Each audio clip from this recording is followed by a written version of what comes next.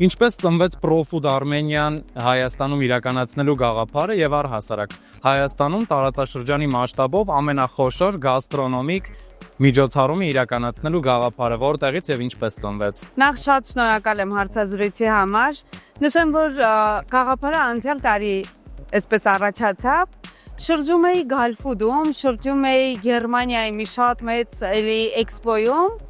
Ու նայում էի, ասում էի, ինչի մենք Հայաստանում տեսնես չունենք նմանատիպ միջոցառում։ Մենք ունենք էքսպոներ, future events-ներ, տրեյնինգներ, բայց մի հարկի տակ այսքան հագեցած ծրագիր դեռ երբեք չի եղել։ Այդպես մտածելով որոշեցի, որ մենք Հայաստանում պետք է անպայման անցկացնենք այս միջոցառումը։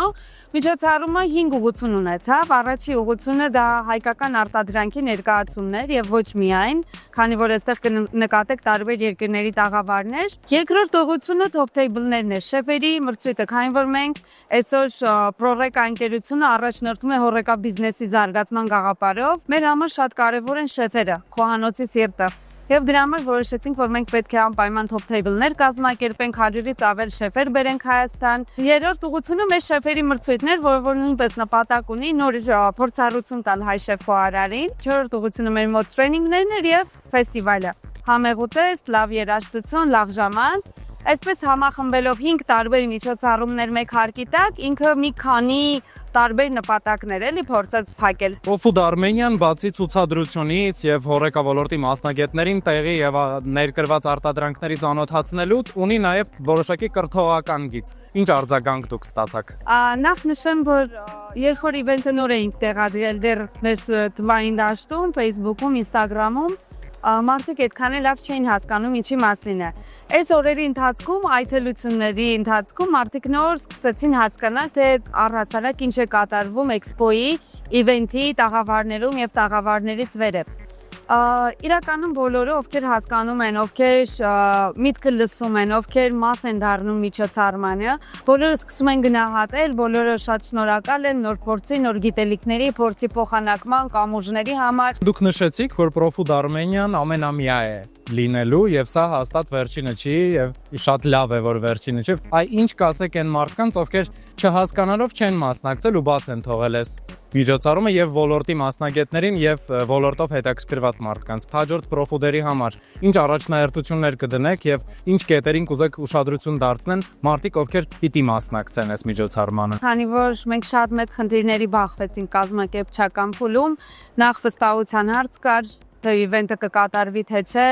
մարդիկ արդյոք կգան թե չէ, նախ խոսակցություններ կար, որ Profood-ը շատ թանկ միջոցառում է, բայց դա շատ փոքր գումար էր, որը որ վերցնում ենք մենք տաղավարների համար, ու դա մեր ամբողջ իվենթի 10%-ն էլ չի ծածկեց, բայց այսօր մենք մեր նպատակը դրած առջև իրականացրել ենք եւ ես վստահ եմ, որ հաջորդ տարի շատ ընկերություններ կլինեն, ովքեր կուզեն գալ, մասնակցել ու քանի որ Profood Armenian ոչ միայն Երևանում, Հայաստանում է իրականացվելու, այլ ինքը շրջող իվենթ է դառնում, շրջելու է Էմիրատներում, Սաուդյան Արաբիայում եւ այսպես տարբեր աշխարհի երկրներում։ Ես վստահ եմ, որ շատ արտադրողներ, շատ խոհարարներ, շատ բիզնեսի մասնագետներ կուզեն միանալ մեզ։ Ուզում եմ նշեք նպատակների մասին, քանի որ դուք շատ ամբիցիոզ ղեկավար եք ձեր ընկերության համար, լավ տեսանկյունից միայն։ Ես ուզում եմ խոսենք նպատակների մասին։ Այսօր այն ինչ արդեն ունենք, դա արձանագրել ենք, գիտենք, տեսնում ենք բոլորս։ Ուր է գնում Proreka ընկերությունը եւ որն է լինելու ձեր հաջորդ նշաձողը, որը կսահմանեք ոլորտի համար։ Իրականում, այսպես ասեմ, մեր բոլոր պրոյեկտները ծնվում են շատ պատահական, այսպես որ ասեմ, հստակ պլանավորումով նպատակներ ենք ստեղծում, այո ստեղծում ենք, բայց փոքր նպատակներ, օրինակ տարվա ավարտին թիմը ամբողջ բոլոր թիմի անդամները պատի վրա գրում են, ով ինչ է ուզում, կամպանիան որտեղ է տեսնում, բայց նմանատիպ մեծ միջոցառումները իրենք շատ այսպես պատահական է միտքը ծնվում ու